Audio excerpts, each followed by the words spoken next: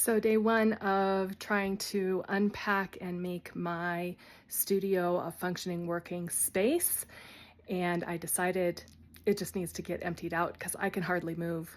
I'm still in progress, but if you saw my video yesterday, you will have noticed a major difference here. Boxes were stacked up this high all the way across. So where's the stuff going? Well, at the moment, it's just coming outside. I'm trying to figure out and organize items. So I'm putting all the shelving over there. I've got my bags of clay and my reclaimed clay here. That is glaze. I have test tiles and bisque here. I have various other tools and plaster stuff, plaster making stuff here. So I'm just grouping things together out here right now. I'm hoping to be able to get this shelf in because this will hold my bats, and it also has wheels so it's movable, which is going to be really important in this space. So I think that my wedging table is going to go right here. Let me scroll out just a little bit. So the wedging table is going to go right here in the corner. That's going to go into the shed. That's my mirror I used for the throwing. So that window will open up here in a bit. And so I'm going to do wedging table here. The wheel will scooch over that way a little bit, throwing tools, and then I think the bat cart is going to go right here this way. And then that is actually the glazed kitchen storage, and that's going to go over on the outside over by my kiln. And I've started taking stuff. I have more stuff out here. So just to show you kind of what the kiln situation is.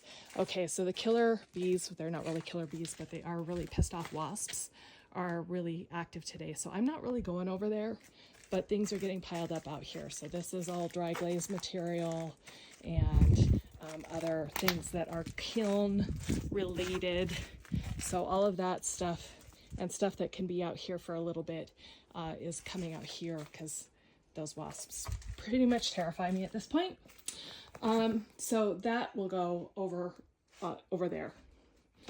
And on this side, I need to be able to fit a working table and my slab roller. I was hoping to be able to figure out how to get some storage in here so that I could put like finished pots. But at the moment, I'm not sure how that's going to happen. The damp box is going to go there so that things that are in progress go there. It's actually going to be a very tight way to work, which could be pretty interesting.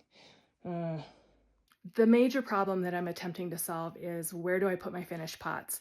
I don't really want to leave them outside in the kiln shed, what will be the kiln shed, but that might be where they end up. So I might have to figure out how to make it even more like weather resistant. It's open.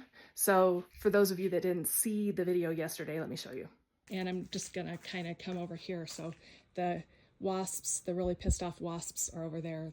Now that the sun's not directly on their spot, they're not as bad. But anyway, frightening. So this is what I'm calling the kiln shed, right? So it's protected from the weather, kind of, sort of. And we do get snow up here, even though it's Southern California. So I think I might use some sort of tarp system or something. I don't know yet what that's going to look like, just to keep out any snow and rain from this side. And then that will allow me some storage space for dry goods and for finished pots. So that's kind of, like I said, it's still a work in progress. Yikes, it just got buzzed by a fly. I think I'm going to back up. It made me jump out of my skin. Also, this area is going to get trimmed up and cleaned up. So maybe I can put some kind of like tent covering. I don't know. If you guys have any ideas, I'm all ears.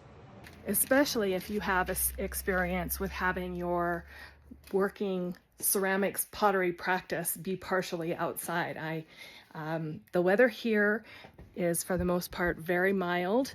It does get super hot in late June, July, and the first part of August. September has been amazing. It's been lovely. And there is snow. It does get rainy and it does snow in I hear it starts in October. There was a little bit of snow when we were here in January, and then there was that big dump that affected Southern California. Like I heard Big Bear got 12 feet of snow, and that's on the mountain next door. So that's a possibility here. But yeah, so anyway, any tips, any hints? I'm all ears. Thanks.